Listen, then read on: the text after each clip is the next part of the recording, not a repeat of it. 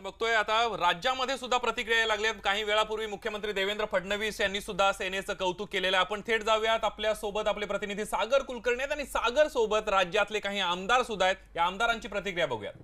सागर, रात्री झालेल्या हल्ल्यानंतरनं विधिमंडळात देखील त्याच्याविषयी वेगवेगळ्या विषयी पातळींवर चर्चा सुरू आहे। काही वेळांपूर्वी मुख्यमंत्र्यांनी प्रतिक्रिया दिली।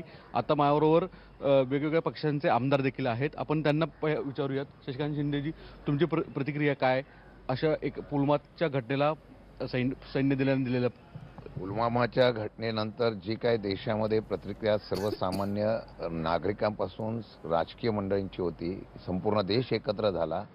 या हल्ल्याचा बदला घेतला पाहिजे अशा प्रकारची प्रामाणिक इच्छा प्रत्येकाच्या मनामध्ये होती। 12 दिवसानंतर आज वायुसेना आणि भारतीय सैन्याने जे काही शौर्य दाखवलेलं आहे त्याला आम्ही सॅल्यूट करतो।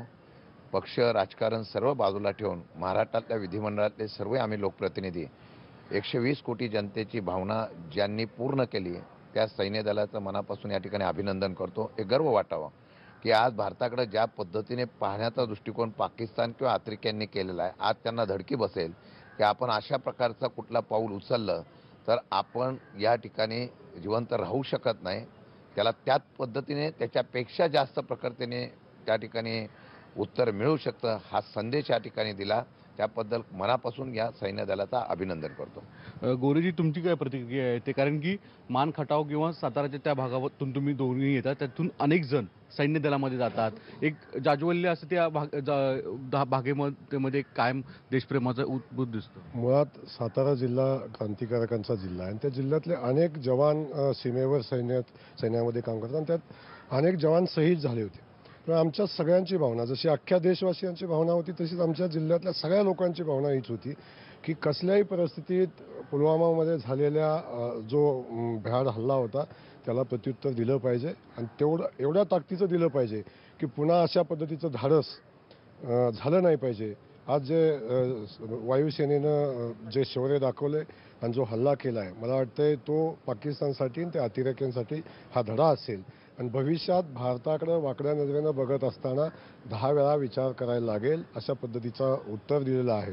मी वायुसेनेचं आणि सगळ्या सैन्य दलाचं मनापासून अभिनंदन करतो आणि आम्हाला या भारतीय सेनेचा मनापासून गर्व आणि अभिमान आहे अशा पद्धतीची भावना संपूर्ण भारतवासियांची आहे।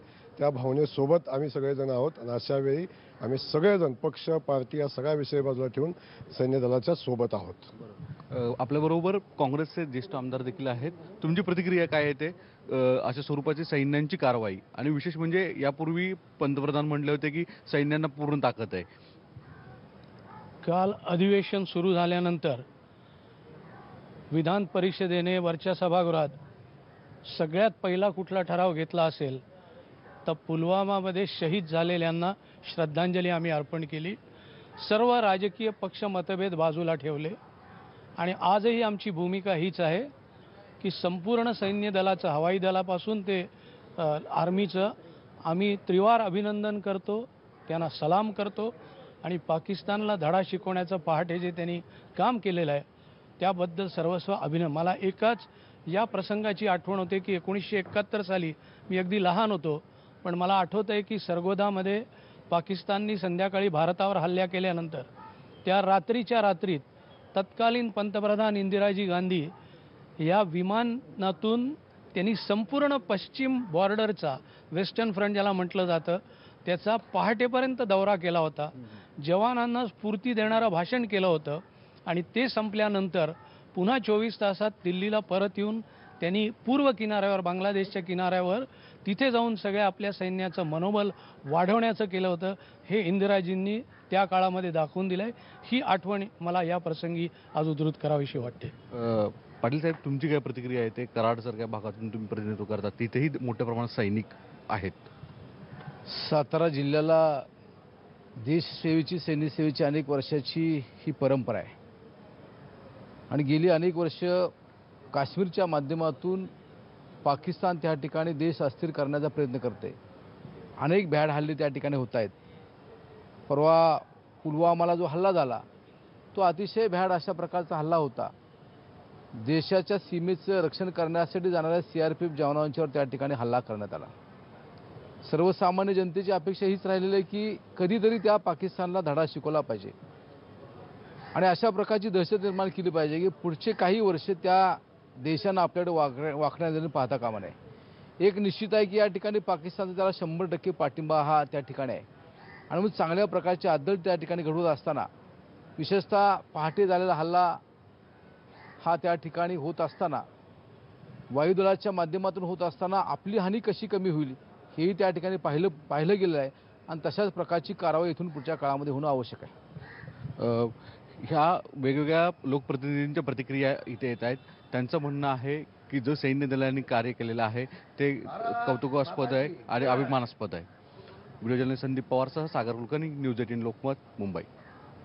सागर, आमचे प्रतिनिधी सगळ्या आमदारांशी बोलत होते. विधिमंडळ भवनामध्ये परिसरामध्ये ते होते आणि तिथून सगळ्या नेत्यांच्या प्रतिक्रिया आपल्यापर्यंत येत होता. संदीप राजगोळकर आमचे प्रतिनिधी कोल्हापुरातून आपल्या सोबत आहेत, काही करवीरवासीय त्यांच्या सोबत आहेत आणि उदय जाधव सुद्धा मुंबईहून आपल्या सोबत आहेत. पण सगळ्यात आधी संदीप आपण जाऊया, संदीप राजगोळकर आमचे प्रतिनिधी कोल्हापूरला आहेत त्यांच्याकडे. संदीप, काय सांगाल, सगळ्यात मोठा सर्जिकल स्ट्राईक, पुन्हा एकदा एअर स्ट्राईक केलेला आहे आपण आणि दहशतवाद्यांना सडेतोड उत्तर दिलेलं आहे. असे हल्ले खपवून घेतले जाणार नाहीत हे भारतानं पुन्हा एकदा दहशतवाद्यांना दाखवून दिलंय. नक्कीच सुवर्णा, ज्या पद्धतीनं आता सागर सोबत आमदार जे होते त्यांनी सांगितलं की सातारा जिल्ह्याला क्रांतिकारकांचा एक इतिहास आहे, त्याप्रमाणेच कोल्हापूरमधले आणि सीमा भागातलेही हजारो जवान आज ही सीमेवर तैनात आहेत. ती देशाची सेवा करतात आणि माझ्यासोबत हे सगळे सामान्य कोल्हापूरकर आहेत. मी मंगळवार पेठेतल्या एका वाचनालयात आलेलो आहे. हे सगळेजण खरं तर पेपर वाचतायत, पण पेपरला ही बातमी आलेली नाही आहे. आपल्या TV चॅनलवरच बघितल्यानंतर या सगळ्या कोल्हापूरकरांना बातमी समजली. पहिल्यांदा बातमी बघितल्यानंतर काय मनात आलं नाही? पहिल्यांदा आम्हाला असं म्हणत आलं की ज्या भारत देशाच्या 14 तारखेला हल्ला करून 40 जवान शहीद केले होते त्यांचाच 12 दिवस आहे.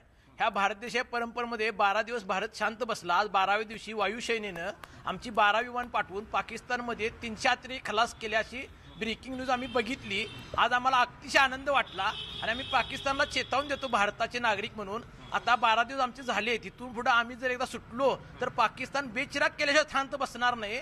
म्हणून पाकिस्ताननं आपल्या इथले सगळे तळ बंद करावे आणि शरणागती पत्करून भारताला केलेला हल्ला कबूल करावा, एवढीच आमची पाकिस्तानला मागणी आणि चेतावणी आहे. पण कबूल करत नाही पाकिस्तान अजूनही. पाकिस्तान म्हणतो आमचं नुकसानच झालेलं नाही.